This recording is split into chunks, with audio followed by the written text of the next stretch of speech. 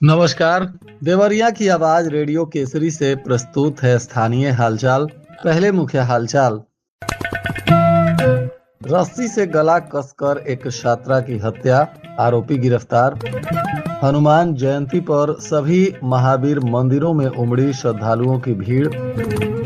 उत्सव भवन बनाने के लिए राशि की हुई स्वीकृति। 2 अलग अलग हादसों में 2 लोगों की मौत और आग लगने से 2 मकान तथा 5 एकड़ फसल जलकर राख।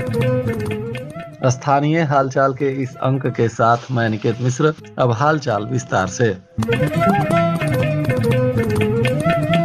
मदनपुर थाना क्षेत्र में बीए की एक छात्रा की रस्सी से गला कसकर हत्या कर दी गई।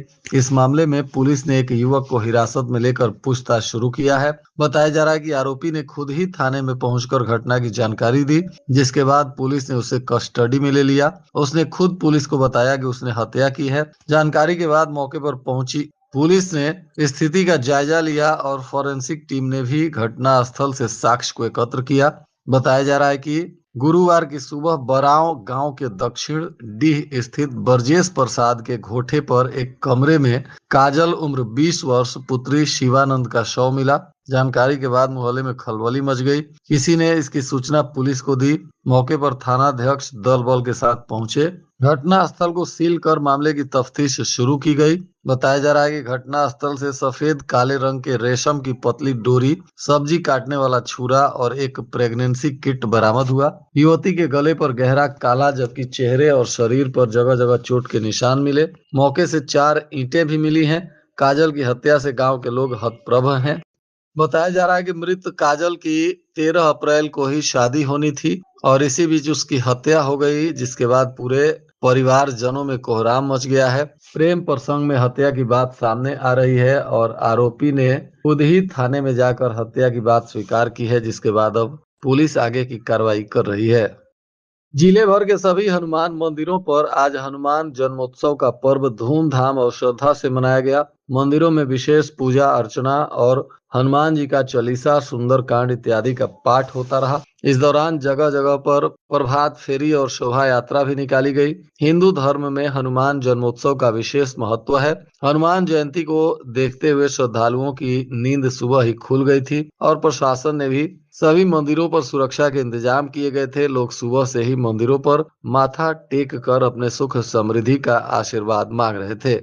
बैतालपुर के ग्राम पंचायत बलटीकरा में सामुदायिक स्थल पर उत्सव भवन निर्माण के लिए 99.3 लाख की वित्तीय प्रशासनिक स्वीकृति मिल गई है। यह स्वीकृति प्रदेश सरकार के कैबिनेट मंत्री सूर्य प्रताप शाही की पहल पर मिली है। सार्वजनिक स्थल बनाने को ग्रामीणों ने मंत्री से मांग की थी और अब राशि की स्वीकृति के बाद लोगों में हर्ष व्याप्त है।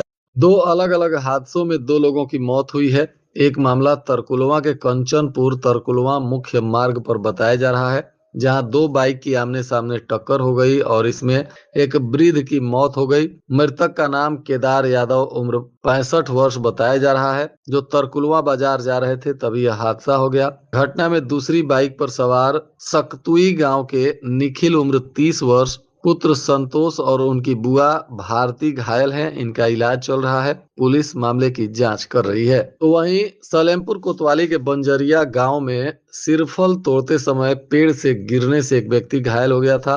इलाज के दौरान उनकी मौत हो गई, जिसके बाद पुलिस ने शव को कब्जे में लेकर पोस्टमार्टम कराया। मृतक सलेमपुर कोतवाली के बंजरिया निवासी रामनाथ प्रसाद उम्र 55 वर्ष बताया जा रहा है। घटना के बाद इनके परिजनों में कोहराम मचा हुआ है। इधर भटनी क्षेत्र के सिंगाही डीह गांव में गुरुवार की दोपहर अचानक आग लग गई और करीब 5 एकड़ से अधिक गेहूं की फसल जलकर राख हो गई। साथ ही 2 रिहायशी झोपड़ियां भी आग के चपेट में आकर पूरी तरह से जल गई।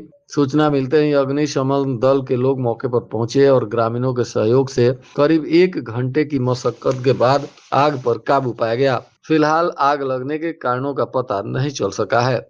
उत्तर प्रदेश में जाली नोटों के कारोबार के रैकेट का खुलासा होने के बाद सत्ता पक्ष और विपक्ष के बीच आरोप प्रत्यारोप का दौर शुरू हो गया है और जनपद देवरिया में भी पक्ष और विपक्ष के नेता इस पर अपने अपने स्तर से अपना अपना बयान जारी कर रहे हैं। इधर जिले के साहोपार स्थित सुमित्रा इंडेन गैस एजेंसी के गोदाम पर सिलेंडर नहीं मिलने से नाराज उपभोक्ताओं का गुस्सा लगातार दूसरे दिन भी फूट पड़ा।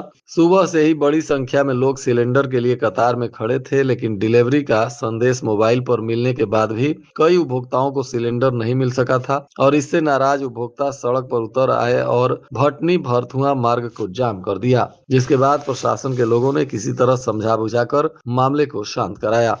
जिलाधिकारी दिव्या मित्तल की अध्यक्षता में रबी मौसम 2026 के दौरान फसल कटाई में आगजनी की घटनाओं की रोकथाम को लेकर कंबाइन हार्वेस्टर मालिकों एवं संबंधित विभाग के अधिकारियों की बैठक की गई। इसमें जिलाधिकारी ने स्पष्ट निर्देश दिया कि कंबाइन हार्वेस्टर एवं भूसा बनाने वाली मशीनों के साथ अनिवार्य रूप से बोरी में बालू, पानी से भरा ड्रम तथा अग्निशमन यंत्र को रखा जाए। इन व्यवस्थाओं के बिना कटाई कार्य न करने की हिदायत दी गई ताकि किसी भी स्थिति में आग पर तुरंत काबू पाया जा सके। जिलाधिकारी ने अधिशासी अभियंता को ढीले बिजली के तारों को भी तत्काल ठीक कराने का निर्देश दिया है।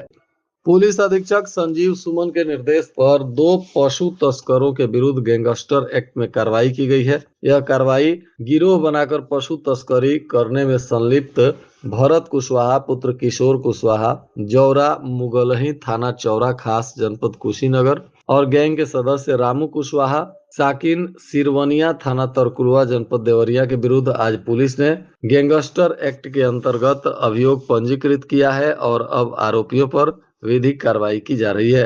पुलिस ने 2 चोरी की घटनाओं का उद्भेदन करते हुए 2 आरोपियों को गिरफ्तार किया है। बताया जा रहा है कि कोतवाली पुलिस ने मुखबिर की सूचना पर कसिया ढाले के दाहिने माल गोदाम के पास चोरी के घटना में शामिल आरोपियों को गिरफ्तार किया। इनके पास से 2 चोरी की मोटरसाइकिल भी मिली है। पकड़ा गया आरोपी संपूर्णानंद मिश्रा और हरिशंकर गोण हैं। दोनों को आज पुलिस ने न्यायिक हिरासत में भेज दिया। इधर लार थाना क्षेत्र में गुरुवार की दोपहर एक सड़क हादसे में स्कूटी सवार भाई बहन गंभीर रूप से जख्मी हो गए। बताया जा रहा है कि भागलपुर पिंडी मार्ग पर अजना चौराहे के पास एक आर्टिगा कार ने उनकी स्कूटी को जोरदार टक्कर मार दिया। दोनों को प्राथमिकी उपचार के बाद देवरिया के जिला अस्पताल में रेफर कर दिया गया है। घायलों की पहचान लार थाना क्षेत्र के बिरनी गांव निवासी मोहम्मद शाहिल उम्र 18 वर्ष और इनकी बहन शमा परवीन उम्र 20 वर्ष के रूप में की गई है। बताया जा रहा है कि शम्मा परवीन परीक्षा देकर अपने भाई के साथ स्कूटी से गांव लौट रही थी, तभी यह हादसा हो गया। इधर लीवर की एक गंभीर बीमारी से पीड़ित बुजुर्ग के समय पर समुचित इलाज नहीं मिलने से अस्पतालों का चक्कर लगाने के दौरान उनकी मौत हो गई। परिवार के लोगों का आरोप है कि देवरिया से लेकर लखनऊ तक 300 किलोमीटर के बीच कई अस्पतालों में वेंटिलेटर को लेकर परिजन भटकते रहे और इसमें मरीज का कीमती समय गुजर गया। बताया जा रहा है कि बलरामपुर अस्पताल में मरीज को बड़ी मुश्किलों से आईसीयू में बेड मिला। इलाज के कुछ समय बाद ही मरीज की सांसें थम गई। मृतक देवरिया निवासी पारसनाथ पांडे उम्र 65 वर्ष को सांस लेने में तकलीफ थी, पीलिया भी था। परिवारजनों ने उन्हें गोरखपुर के निजी अस्पताल में भर्ती कराया था। 3 दिन तक भर्ती रहने के दौरान हालात में कोई सुधार नहीं हुआ। हालात गंभीर होने पर परिवार के लोग मरीज को लेकर लखनऊ पहुंचे और वहां केजीएमयू ट्रामा सेंटर पहुंचे, जहां करीब 1 घंटे तक मरीज एम्बुलेंस में तड़पता रहा। डॉक्टरों ने वेंटिलेटर खाली नहीं होने की बात कहते हुए बलरामपुर अस्पताल ले जाने की सलाह दी और इससे पहले परिवारजन मरीज को लेकर अन्य अस्पताल भी गए थे। बताया जा रहा है कि करीब 12:30 में एडवांस लाइफ सपोर्ट की एम्बुलेंस से मरीज बलरामपुर अस्पताल की इमरजेंसी में पहुंचा था। कुछ मिनट पहले ही डिप्टी सीएम ब्रजेश पाठक अस्पताल से निकले थे, जबकि प्रमुख सचिव और कई डॉक्टर इमरजेंसी में मौजूद थे। इलाज के दौरान मरीज का काफी कीमती समय इधर उधर नष्ट होने से उसकी मौत हो गई। हालांकि अब वरिष्ठ पदाधिकारी घटना की जानकारी होने के बाद एक एक बिंदुओं पर जांच कर दोषियों पर कार्रवाई करने की बात भी कह रहे हैं। भारत सरकार के निर्देश पर 22 मई से 20 जून के बीच होने वाली मकान सूचीकरण एवं मकानों की जनगणना की तैयारी को लेकर कलेक्टेरिएट में जिला जनगणना अधिकारी अपर जिला मजिस्ट्रेट राम शंकर की अध्यक्षता में बैठक की गई। इसमें सभी उप जिलाधिकारी, तहसीलदार, अधिशासी अभियंता मौजूद रहे। इस दौरान जनगणना को लेकर महत्वपूर्ण जानकारी दी गई। बताया गया कि जनगणना के पहले चरण में मकान सूचीकरण एवं मकानों की जनगणना होगी। इसके लिए 104 फील्ड ट्रेनरों को प्रशिक्षित किया गया है, जिन्हें बीते मार्च महीने के 16, 17, 18, 23, 24, 25 को 40-40 लोगों का बैच बनाकर राजकीय औद्योगिक प्रशिक्षण संस्थान में जनगणना से संबंधित प्रशिक्षण तहसीलदार और ईओ के द्वारा दिया जा चुका है। और आज के मौसम का तापमान देवरिया में न्यूनतम 26 डिग्री सेल्सियस और अधिकतम 37 डिग्री सेल्सियस रहने की संभावना है। अंत में मुख्य हालचाल एक बार फिर। रस्सी से गला कसकर एक छात्रा की हत्या, आरोपी गिरफ्तार। हनुमान जयंती पर सभी महावीर मंदिरों में उमड़ी श्रद्धालुओं की भीड़। उत्सव भवन बनाने के लिए राशि की हुई स्वीकृति। 2 अलग अलग हादसों में 2 लोगों की मौत और आग लगने से 2 मकान तथा 5 एकड़ फसल जलकर राख। इसके साथ ही रेडियो केसरी से प्रसारित स्थानीय हालचाल का यह अंक समाप्त हुआ। नमस्कार।